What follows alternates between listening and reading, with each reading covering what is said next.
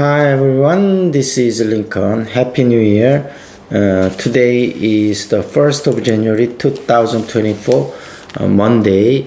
This time I want to talk about 셀트리온 이용제에 대해서 말씀드리도록 하겠습니다. 드디어 이제 2024년 새해가 좀 밝았고요. 셀트리온이 지금 그 저번 주 목요일 날 꽤 큰 상승이 있었습니다. 셀트리온 6.61% 올랐고 셀트리온 제약이 5.25% 꽤 큰 폭의 좀 상승이 있었습니다. 셀트리온이 이제 본격적으로 그동안 조정을 많이 받았고 이제 상승할 거라는 예측들이 많이 나왔고 그 흐름대로 흐르는 것 같아서 지금도 아직은 늦지 않았다고 생각이 됩니다. 예전에 이제 고점 대비 아직까지도 많이 떨어져 있는 상태이기 때문에 한 셀트리온 36만 원까지 갔었으니까요. 최소한 올해 36만 원 정도는 터치하지 않을까 싶습니다. 그래서 분할 매수를 꾸준히 모아가시는 것을 추천드리고, 다만 이것은 제 의견이니까 여러분이 충분하게 리서치를 하셔서 신중하게 투자 결정을 하시면 좋을 것 같고요. 관련된 소식들을 좀 한번 보겠습니다. 일단 골다공증 치료제, 이게 골격계 합병증을 예방하기 위한 건데, 골다공증 저희 이제 탁구장에서도 보면 나이 드신 분들이 무릎이나 허리 아프신 분들이 굉장히 많거든요. 젊은 분들도 요즘 많고, 그래서 이쪽 시장이 상당히 큽니다.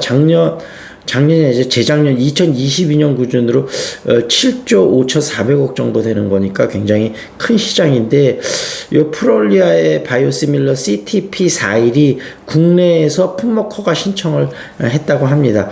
근데 CTP41 같은 경우는 유럽에서 4개국에서 임상 3상 실험을 했는데요. 477명 환자를 대상으로 했고, 오리지널 신약 대비 동등성과 유사성이 거의 오리지널 신약하고 비슷한 효능을 보여준 걸로 판명이 됐습니다. 그래서 그걸 바탕으로 국내 품목 허가 신청을 했고, 미국에는 우리나라보다 조금 먼저 신청을 했습니다. 그래서 보통은 국내를 먼저 신청하고 유럽 그다음 미국 이렇게 가는데, 요 약은 미국을 먼저 신청했고 국내를 이제 신청을 했고, 그다음에 유럽하고 캐나다 차례적으로 품목 허가 신청을 한 예정이고, 그 특허 만료가 2025년이니까 내년 2월이 미국이고 유럽이 11월. 그러니까 미국이 먼저 아무래도 이게 그 특허가 만료되다 보니까 미국을 먼저 한 것 같습니다. 그런 소식이 하나 있었고, 두 번째 소식은 통합 셀트리온, 이제 결국 셀트리온 제약까지 합병하게 될 건데, 이제 제약을 합병하기 전까지 기우성 셀트리온 예전에 이제 대표였고, 김영기 셀트리온 헬스케어 대표, 그다음에 이제 서진석이라고 이제 큰아들이죠. 서정진 회장이, 이렇게 세 명의 삼각체제로 돌아갈 거다. 그래서 물론 총괄적으로 컨트롤은 이제 서정진 회장이 할 것이고, 그다음에 실무적인 거는 이렇게 세 명의 삼각편대로 돌아갈 것이다. 이런 얘기고, 지금 2030년까지 매출 12조 정도 이제 그룹에서 목표를 하고 있는데, 아마 신성장 동력을 위해서 적극적으로 투자를 많이 할 것 같고, 특히 신약 개발하고 M&A, 디지털 헬스케어 이렇게 삼각축으로 투자를 많이 할 것 같고, 지금 일단은 당분간 매출은 진펜트라가 좀 이끌 것 같아요. 미국에서 유럽에서 벌써 이제 검증이 됐잖아요. 월등한 편의성, 예전에 정맥 주사를 놨던 걸 피하 지방 주사로 맞으면 되니까 램시마 SC, 특히 코로나 시기에 유럽에서 굉장히 큰 매출의 견인차 역할을 했고, 미국에서 허가가 났기 때문에 진펜트라가 본격적인 매출 성장을 견인을 할 것 같고, 그 다음에 이제 신약 쪽으로는 ADC 이중 접합이죠. 그 다음에 이중 항체 마이크로바이옴, 이렇게 삼각편대가 좀 움직일 것 같고요.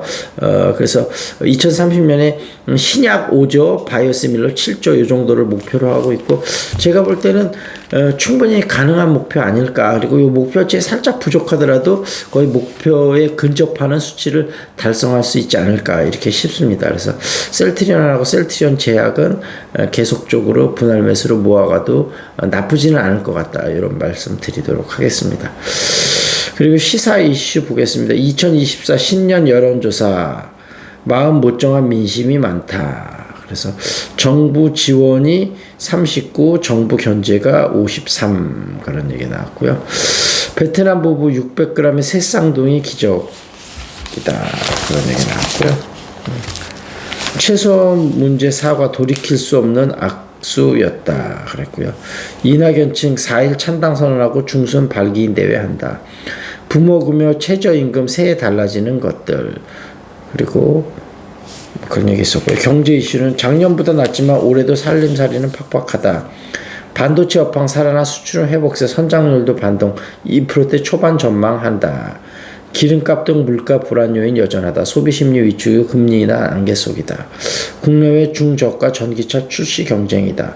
직장인 78% 새해 임금 올랐으면 이런 소식이 있었고 지금 러시아하고 우크라이나 전쟁이 아무래도 올해 중에는 본격적인 협상이 진행될 것 같다. 올해 안에 끝날지는 정확히 알 수는 없지만 어찌됐든 협상은 본격화될 것 같다. 이런 전망이 나오고 있습니다. 그리고 자전거 여행 한번 보겠습니다. 갈 때 오르막이 올 때는 내리막이다. 모든 오르막과 모든 내리막은 땅 위의 길에서 정확하게 비긴다. 오르막과 내리막이 비기면서 다 가고 나서 돌아보면 길은 결국 평탄하다. 그래서 자전거는 내리막을 그리워하지 않으면서도 오르막을 오를 수 있다.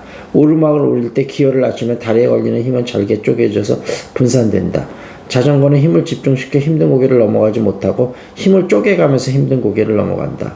집중된 힘을 폭발시켜가면서 고개를 넘지 못하고 분산된 힘을 겨우겨우 잇대어가면서 고개를 넘는다. 이게 우리 인생에 좀 힘든 시간을 지나가는 때하고 많이 좀 닮아 있네요. 어찌됐든 새해 복 많이 받으시고요, 여러분. 요즘은 날씨가 좀 당분간 풀리긴 했습니다만 눈이 오고 그 위에 비가 와서 그 도로 쪽에는 굉장히 빙판진 데가 많더라고요. 그래서 잘못해서 넘어지면 또 심한 부상이 올 수 있기 때문에 그런 걸 좀 조심하시고요. 궁금한 종목 유튜브에 댓글 달아주시고요. 그 다음에